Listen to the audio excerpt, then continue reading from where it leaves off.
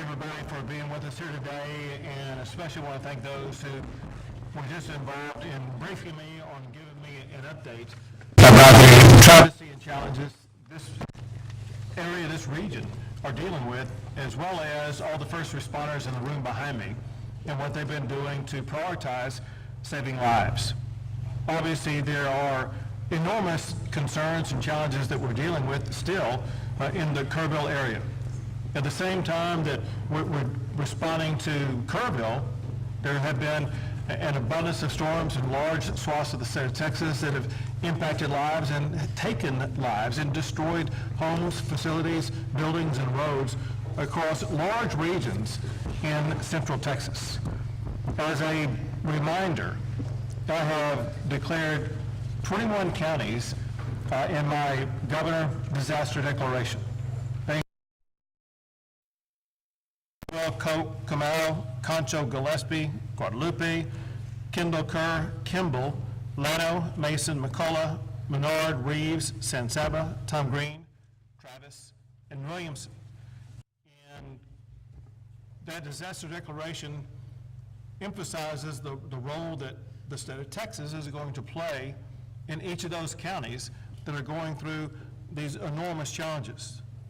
On top of that, I have to tell you new news, and that is because of weather that is going to be taking place today and overnight and maybe tomorrow. There are additional communities that need to be aware they're going to be facing challenges of their own. They include areas surrounding the communities of Uvalde, Del Rio,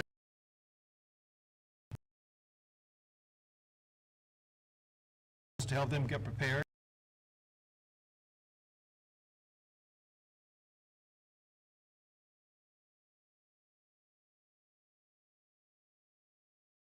In Kerr County, job number one is always saving lives, protecting lives, and finding those who have lost their lives.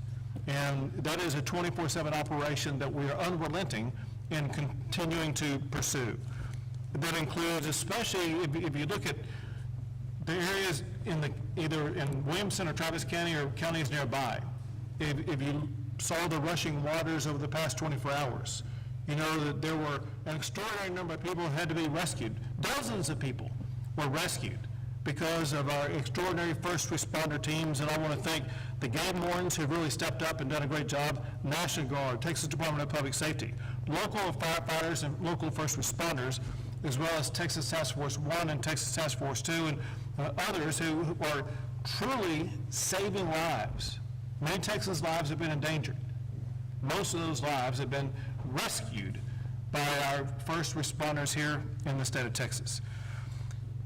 I have to report the latest numbers of what we see both in the state, and I'll talk about the local counties where we are as it concerns Texans who were lost as well as those who are missing. Statewide, there's a total of 131 fatalities to be reported. Breaking that down in current and nearby counties, in Travis County, 9 people have lost their lives, there are 3 missing. In Burnett County, 5 have lost their lives and there's 1 missing. In Williamson County, there are 3 who lost their lives and no one is missing at this time. The stories about those who have been swept away is gut-wrenching and heartbreaking, and the kind of thing that spurs us to do even more to make sure that we're going to be searching and finding everybody that we can, as well as spurring the response that both the state and local governments, as well as the federal government, will have to make sure that we fully address the challenges that Texans have faced over the past week or so. In addition to the lives of our Texans, there are homes that have been destroyed, people who don't have a place to stay. The state is working with local officials to address those needs. There's also infrastructure around those people that make living where they are or accessing their home either difficult or impossible. I visited one today. I visited the Big Sandy Creek Bridge and was astonished at what I saw.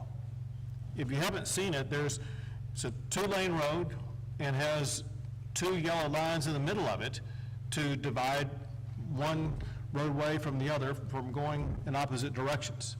And the center part of the bridge was literally moved about a half a foot in one direction, which shows the power of the water that was pushing through there, but also the reason why the bridge right now is impassable. I want to thank Travis County for stepping up and completing, I think it was overnight, a temporary bridgeway that people can use to now access that area that had been literally an island for several days. But also their commitment to work very aggressively to get that bridge repaired and will be usable on the permanent sense of the matter. We also know that there are other infrastructure challenges such as the 1831 at Cow Creek. And I visited with the Texas Department of Transportation, and they'll be talking to you shortly, but listen, they're going to be moving at lightning speed to make sure that that bridge is going to be operational again. They're in the preparation stage right now with regard to removing all the debris so they will be able to begin the construction progress quickly. They're in the process of accepting bids, and I think, and it'll be announced here shortly, but announcing who is going to be getting those bids in order to begin the construction process and get that done quickly. We know that the people who face challenges because of that bridge closure have those needs that must be met. And Texas is ready to step up and address those needs. Let me just add this. All of America has their eyes on what's going on in Texas. And Americans are praying, caring for, and helping our state so much. It's just unbelievable. But quite literally, half of the states of the United States are providing resources to help Texans either deal with those who are missing, help rebuild, whatever the need is. And I want to read off the states, the 25 states that are assisting Texas right now: Alabama, Arizona, Arkansas, California, Connecticut, Florida, Illinois, Indiana, Kansas, Louisiana, Maine, Michigan, Minnesota, Nebraska, New Jersey, New York, North Carolina, North Dakota, Ohio, Oklahoma, Oregon, South Carolina, Tennessee, Virginia, and Wisconsin. You can see one thing that's quite obvious, and that is, it doesn't matter if they're a red state or a blue state. They are fellow Americans, and when times get tough, Americans come together. That is even more true as it concerns Texans. This has been an extraordinarily challenging time, if not the most extraordinarily challenging time that Texans have faced. And in typical Texas fashion, Texans have united, come together. And as I was visiting the Big Sandy Creek Bridge area, there was a young man who lived in what had been a marooned area. And he said, you know, at times like this, we are community, and everybody comes together and supports each other. And that's exactly what I see across the entire state. I'm proud of our fellow Texans, proud of our fellow Americans for the way they've all leaned into this to ensure that we as a state, we as a people, are going to be able to respond to this and deal with this as rapidly as possible. Now I want to turn things over to Director Williams with the Texas Department of Transportation. Thank you, Governor. As you mentioned, our efforts here in the Central Texas area now are primarily focused on the rebuilding of the bridge at Cow Creek at RM 1431. Throughout this event, for the past few weeks, we've been supporting the efforts to repair and replace roads that have been damaged in Williamson and Travis County, Burnett counties. The one remaining section that we're focused on is the bridge at Cow Creek. On the Monday after the bridge washed out on a Saturday morning, we had contractors in place with heavy equipment that were beginning the work of removing the debris from that bridge that was completely destroyed. And so that process is continuing as we speak. In addition, our bridge teams with the Austin District of the Texas Department of Transportation have been working literally 24/7 to design a new bridge to replace that bridge that was washed out. We've also been working with members of the Federal Highway Administration that were on site with us this past Monday as well to review that damage. We've released those bids to contractors now that we have a complete design in hand. We expect to have bids back from those contractors on Wednesday of this week. And then after we award that contract, we will begin the process of transitioning from the debris removal contract that is still out there with a lot of heavy equipment today to the construction work on the new bridge. We're targeting a 60-day construction period with some the time placement of that bridge by days if we can. And so we know that that's a very significantly important bridge. It's an important travel corridor between Marble Falls, Lago Vista, and Cedar Park. A lot of people commute back and forth. The school year will be coming up soon. We have some students that attend Marble Falls ISD that live on the east side of that bridge, and so we need to be able to have plans in place to accommodate them. We're working with the school district on that as well. Overall, though, we've made some significant progress statewide. We're continuing, Governor, as you know, to work in the Kerrville Hunt area on State Highway 39 and Ranch Road 1340 to repair and replace the bridges and the roads that were damaged there.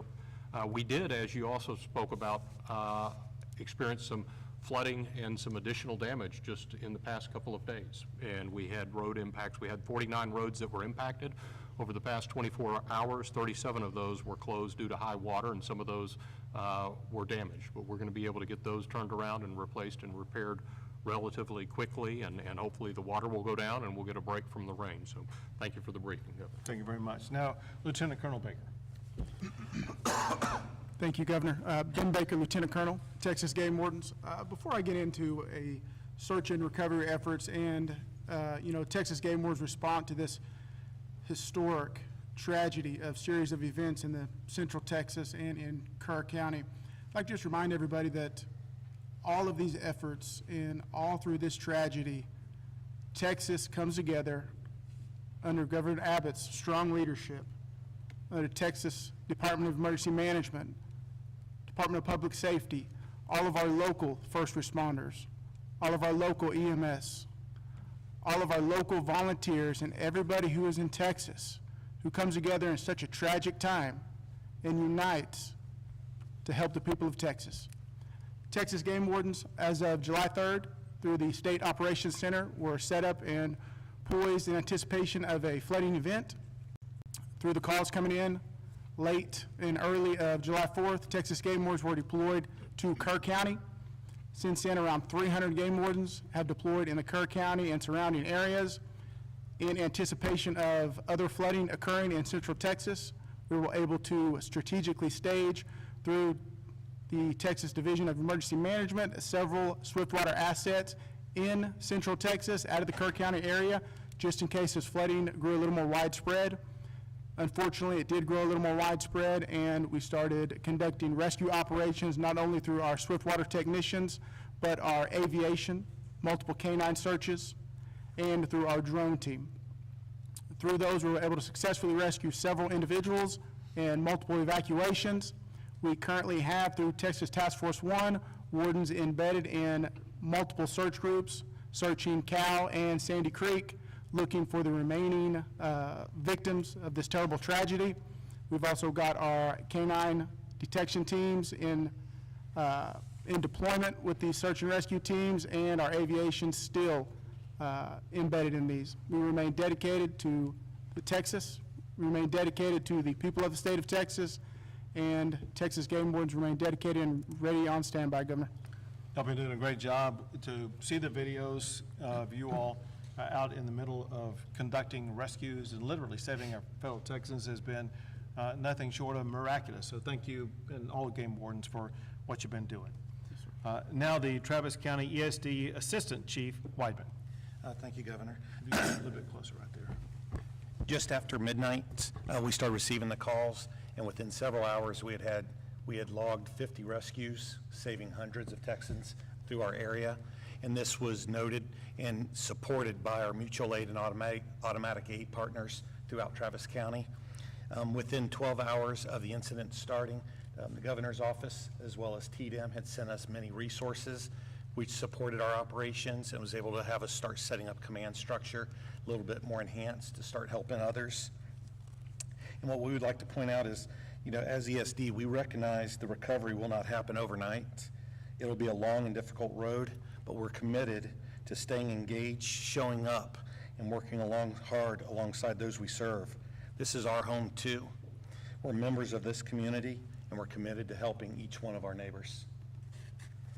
Thank you. And now Chief Nimkid. Thank you, Governor. And listen, I want to thank you all in the press for helping us get this message out. Life safety remains our #1 priority. As such, as we've talked about additional rains coming into the state, we have pre-positioned swiftwater rescue assets, as the governor mentioned, around Uvalde, around Del Rio, and around Concan. Help us get that message down to those folks to turn around, don't drown. Don't drive through a low water crossing if you can't see the road in front of you. And if you are in a low-lying area, please plan on moving to higher ground once the rain starts to come. Another thing I need you to remember is it does not have to be raining where you are in order for you to be impacted by flooding. Second, declaration. We have 6 counties right now that are in the federal declaration for individual assistance. Those counties are Burnett, Kerr, San Saba, Tom Green, Travis, and Williamson for individual assistance. We have Disaster Recovery Center open in Kerr County right now, and you will be hearing from your local partners here, many of those standing behind us, about the disaster recovery centers that will be opening in Travis and Williamson counties very soon. On the public assistance side, this is the money that goes to the local governments to help with emergency response cost and debris and repairing. You have 10 counties that are under the President's disaster declaration. Those are Burnett, Kendall, Kerr, Kimball, Llano, Mason, McCullough, Menard, San Saba, and Tom Green. Both Travis and Williamson counties are, it appears to us they have met their threshold. We're working with them to get the documentation to FEMA. We expect those to be turned on very soon. I want to let you know we have over 2,300 state employees working under the governor's direction to support our local government partners. But a number that continues to blow me away is the over 13,000 volunteers just coming out to help anywhere they can. We are grateful for the volunteers, but I need help getting the message to the volunteers also. In each of these communities, we will be establishing volunteer reception centers. The idea is for you volunteers to go to those sites so that we can match up your capabilities and skills with the needs of the community. We also want to be able to communicate with you. Up in Kerr County on the Guadalupe River, we've had a tactical pause for a day and a half now because of the rain and the waters that are coming down that river. We cannot afford to have people in the water and right next to the water that are not swiftwater rescue trained and capable of at least saving themselves from being near that water because of the amount of rainfall that we're getting. Please help us communicate with the volunteers. Thank a volunteer that's out there. If you see them helping, do everything you can to make sure they understand the message, and we will continue to work together to support our partners. And finally, Governor, to your point, 25 other states, not counting ours, focused on this. That has been a tremendous response from the nation. Thank you. Thank you. One thing that Chief Kidd mentioned that is worth re-emphasizing, and that is those who lose their life by driving into water. Those who lost their lives at Camp Mystic those stories have been told a lot, and it's tragic and horrendous. Less told are those who have lost their lives because they chose to drive into water and got swept away. The power of water sweeping a vehicle away is far more extreme than what most people know. As waters rise over the coming days, could be in the Uvalde area, wherever it may be, people should drive with caution, knowing that you are totally in control of protecting your life and saving your life by not putting it into danger in the first place. We'll take a few questions. Governor, for those that are still missing, can you give us some insight into how long it can take from when the morning victim is found to when they identified, family notified, to how long it might take the state then to update the number of those missing? Sure. First, I will tell you this, because I did not share this with you earlier. I didn't mention those who were missing in the greater Kerrville area, which is 97 reported as of now. Let me first tell you an issue about those who are missing, then I'm going to answer your question. So everybody who is at a camp, everybody who is, they've been identified. Those who are missing on this list, most of them, because there was no record of them logging in anywhere. And it was through information provided by a friend, a family member, coworker, whatever the case may be, that they haven't been found. Even though we are reporting 97 people missing, there's no certainty that all 97 of those people were swept away by the storm. That point aside, to more specifically answer your question, and that is, the goal obviously is to continue to find those who are alive. For those who have passed away, it's so important to closure for their families, that we find them and identify them. Sometimes it does require using DNA testing to identify who they are and identify who their family is, to make sure that we connect appropriately, correctly, the family member with the person who lost their lives. And sometimes that takes a few days to complete that process. Governor, given, understandably so, that Kirk County, the damage that they sustained, they received a lot of attention, especially federal assistance. But what about here in Travis County? They were added late kind of to that declaration. What was that process like to try to get them added to be able to receive federal assistance? Sure. So it is truly a mathematical construct that Chief Kidd has mastered. I'm going to have him answer that question in general, but also for Travis County. Yep. So great question, and thank you for that. Two parts to it. One is the governor's declaration. There was no delay in getting these counties on the governor's declaration once we knew that they were in the target area. That's part one. Part two is the individual assistance for both of these counties, which is the money that goes and is made available to homeowners and renters, is already turned on in these counties as well. What we're working through right now is the public assistance, and that is a mathematical equation, as the governor said, based on the population of a county and the amount of damage that FEMA can certify in that county. The less populated counties have a much smaller threshold, $500,000, $600,000, versus millions of dollars for these two populated counties. I am confident both counties have met their threshold, and I would bet by today or tomorrow we get answers back on these counties. I also want to say that does not delay any of the work that's going on. Waiting for those federal declarations to come in does not slow down rescue, does not slow down search, does not slow down additional law enforcement or additional fire protection or emergency medical services, nor has it been slowing down the debris removal, getting roads and driveways opened up. So don't mix the declaration with the response, please. Thank you for the question. Governor, have you seen any backlog at medical examiner offices in the source area where FEMA has sort of used the word on? So I'll tell you this, the medical examiner's offices have been working pretty well and pretty timely.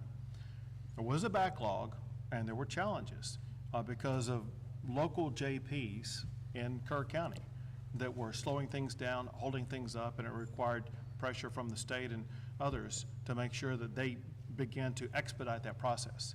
When a life is lost, that family wants it quickly as possible for some JPs to slow that process. As medical examiners are concerned, I've heard no complaints about the speed with which they're working. Governor, when you were at Big Sandy Creek and meeting and talking with people there, a lot of them are frustrated. They, of course, wanted help to come the day before. What was the feel that you got in talking with those people, and did you feel that they heard you, and did you hear them? So I met with, I don't know how many people, more than a dozen. And the first impression and the strongest impression I got was one of gratitude. They were happy that we were there, happy with everything we were doing. They were grateful for the temporary bridge that had been built. The other way to describe it is unity. They were unified. It was those people who lived there. They came up and said, listen, we're community. We're Texas strong. We're hanging together. And they're neighbor helping neighbor. And so I was impressed once again with the strength and commitment and moral clarity of our fellow Texans for uniting at a time as tough as this is. And a follow-up to this, and it builds on what Chief was talking about, and Assistant Chief over here. The response from other states has been amazing. We've got teams that are now picking up the load, letting the local guys get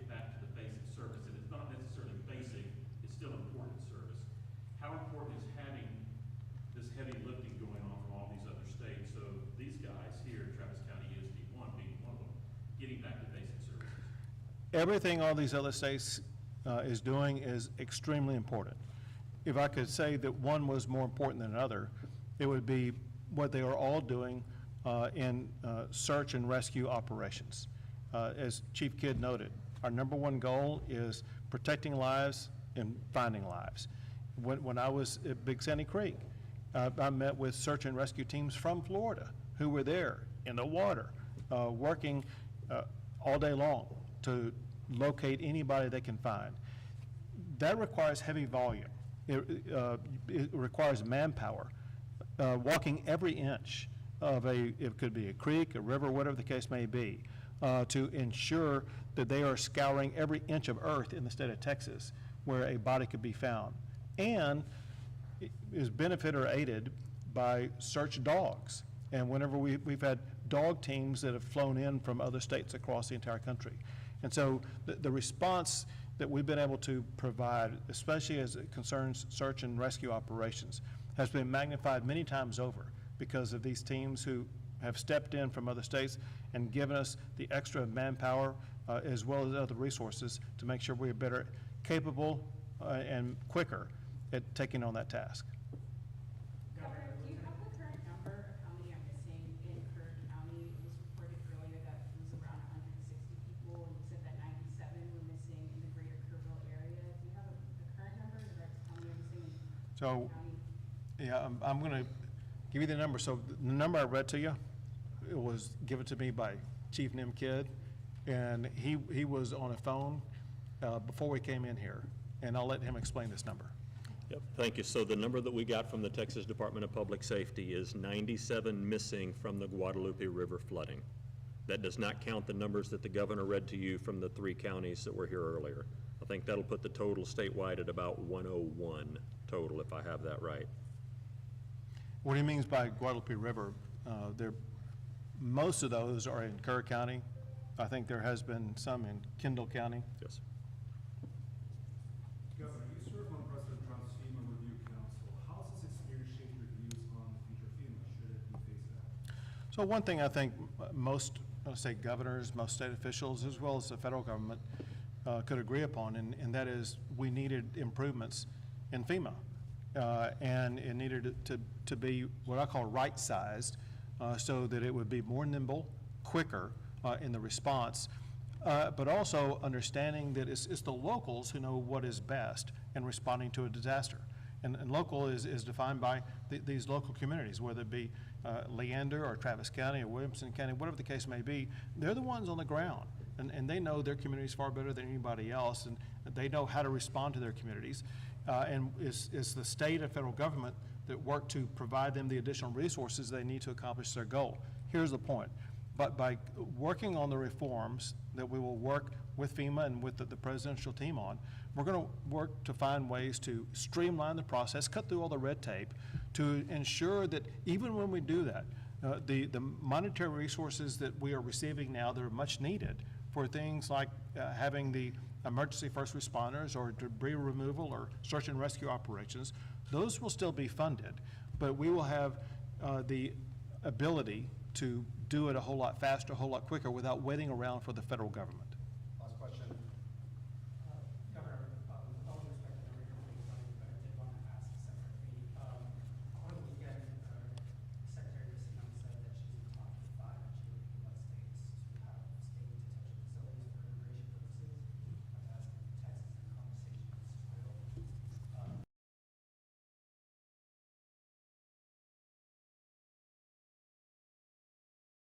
will with her. The Texas has offered detention facilities. I've signed what's called a 287G law that was passed in the session that requires local jails to work with Homeland Security. Listen, we want to do everything we can to make sure that those who are here legally are allowed to remain legally. Those who are here illegally, they'll be turned over to ICE.